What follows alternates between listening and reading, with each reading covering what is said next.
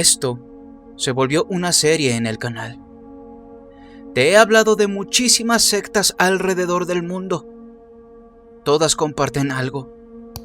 Terminaron en tragedias. Y aunque actualmente no puedo poner imágenes tan crudas como lo hice en aquel video borrado por YouTube, sí puedo hablar de lo que se vivió de manera histórica y cómo terminó todo, secta por secta. Sin embargo, si quieres ver ese top 5 que hice en aquellos años, además de otros videos censurados y o retirados por YouTube, e incluso algunos que nunca salieron a la luz por lo mismo, puedes ir a mi Patreon, apoyarme y descargarlos desde ahí. De esa forma, sé que todo mi trabajo habrá valido la pena y tú podrás disfrutar de esos videos sin censura. Abajo en la descripción del presente video estará el link a dicho Patreon.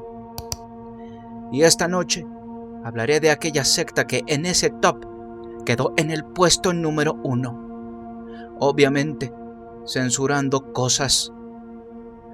Esta es la historia. El caso, aunque ocurrió hace más de 2 décadas, todavía huele a humo, muerte y engaño. El 17 de marzo del año 2000, en el distrito de Kanungu, Uganda, el amanecer llegó como cualquier otro, pero sería recordado como el día en que cientos de personas caminaron juntas hacia un encierro del que jamás regresarían. El templo, un pretexto para el movimiento para la restauración de los 10 mandamientos de Dios. Las velas proyectaban sombras inquietantes sobre las paredes tapiadas en aquella estructura. Afuera, el aire comenzaba a volverse denso, como si la tierra misma contuviera la respiración. A simple vista, aquel grupo parecía una comunidad religiosa común que se regían bajo la misma premisa de los 10 mandamientos. Vestían humildemente, cantaban himnos y hablaban de fe. Pero tras esa fachada había reglas rígidas que moldeaban a las personas hasta quebrarlas. Nadie podía hablar sin permiso. Se comunicaban con señas para evitar mentir, entre comillas, y así romper el 8º mandamiento. Bañarse era pecado, igual que tener relaciones. La comida estaba restringida. Ayunaban días enteros y comían apenas 2 veces por semana. Todo era penitencia y miedo. El líder era Joseph Kibwetere, quien aseguraba haber recibido un mensaje directo de la Virgen María. Afirmaba que el mundo se hundía en el pecado y que solo su movimiento sería salvado en el día del juicio final. Junto a él, Credonia Werinde, una mujer con un pasado turbio que decía haber visto apariciones divinas desde su juventud. Y detrás de ellos, el ex sacerdote Dominic Kataribabo, un hombre culto que había estudiado en el extranjero, pero que terminó usando su conocimiento para diseñar las reglas del grupo y controlar cada aspecto de la vida de sus miembros. A finales de los años 90, el movimiento creció. Recolectaban dinero, propiedades, ganado. La gente entregaba todo voluntariamente porque creían que ya no lo necesitarían. Kibwetere y Werinde fijaron una fecha exacta para el fin del mundo: el 31 de diciembre de 1999. Para ellos, el nuevo milenio traería fuego, destrucción y plagas. Los fieles se prepararon, vendiendo lo que tenían, abandonando sus trabajos, rompiendo lazos con quienes no creían. Pero el año 2000 llegó y no pasó nada. La decepción empezó a corroer la fe de muchos. Algunos se fueron, otros dudaron, y los líderes lo sabían. Si no actuaban rápido, el grupo se desmoronaría. Fue entonces cuando Credonia aseguró que Dios le había revelado una nueva verdad. El verdadero apocalipsis sería el 17 de marzo de ese mismo año 2000. Desde ese momento, las órdenes cambiaron. Se empezó a almacenar gasolina, se sacrificaron animales, se vendieron las últimas pertenencias del grupo. El dinero desapareció en manos de los líderes. Nadie los cuestionó, porque cuestionar era condenarse. Un día antes del supuesto apocalipsis, la noche del 16 de marzo fue distinta. El templo, normalmente sombrío, se llenó de música y comida. Asaron 3 vacas, cantaron, bailaron y bebieron. Los rostros estaban tensos. Algunos sonreían como si de verdad esperaran ver el paraíso al amanecer.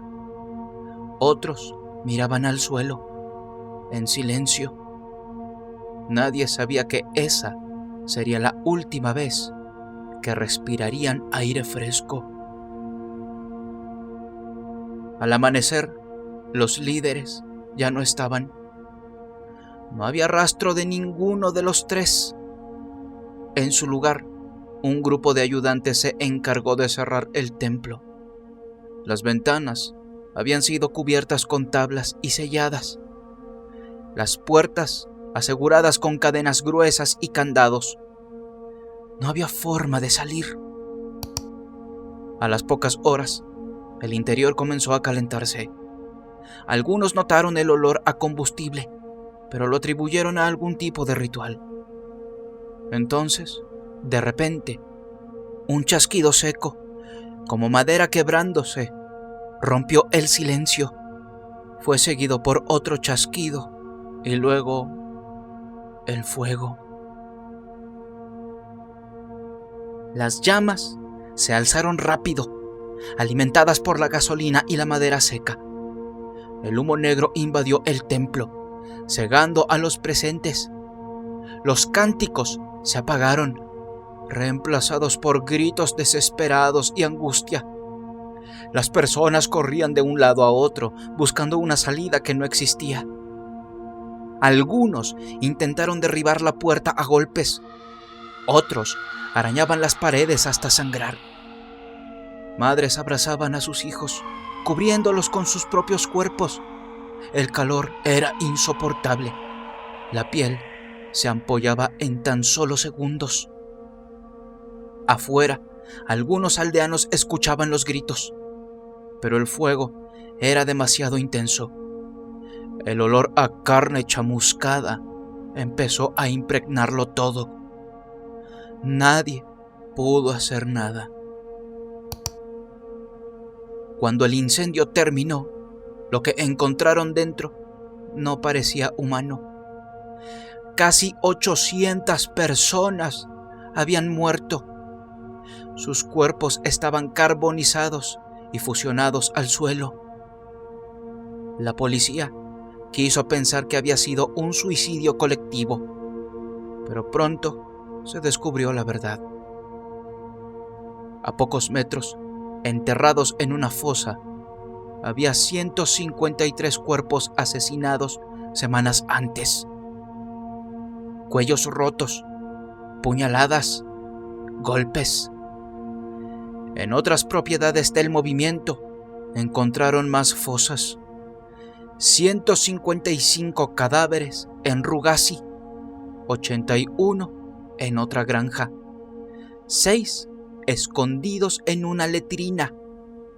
Otros habían sido envenenados y otros habían sido mutilados, todos formando parte de la misma secta.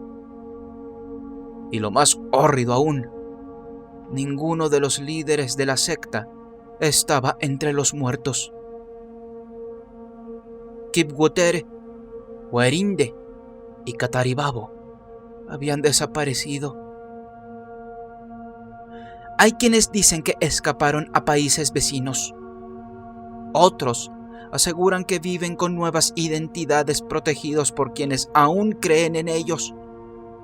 En Kanungu, las ruinas del templo siguen en pie, y los vecinos dicen que cada marzo, cuando el viento sopla fuerte, el olor a humo vuelve.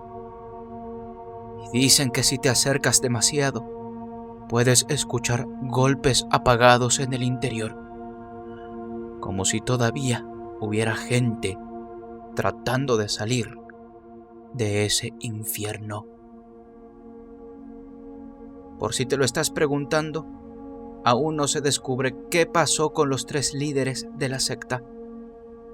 Lo único que quedó de ellos fue un pasado horroroso y un recuerdo lleno de terror, y lo que se podría considerar el definitivo olor a muerte.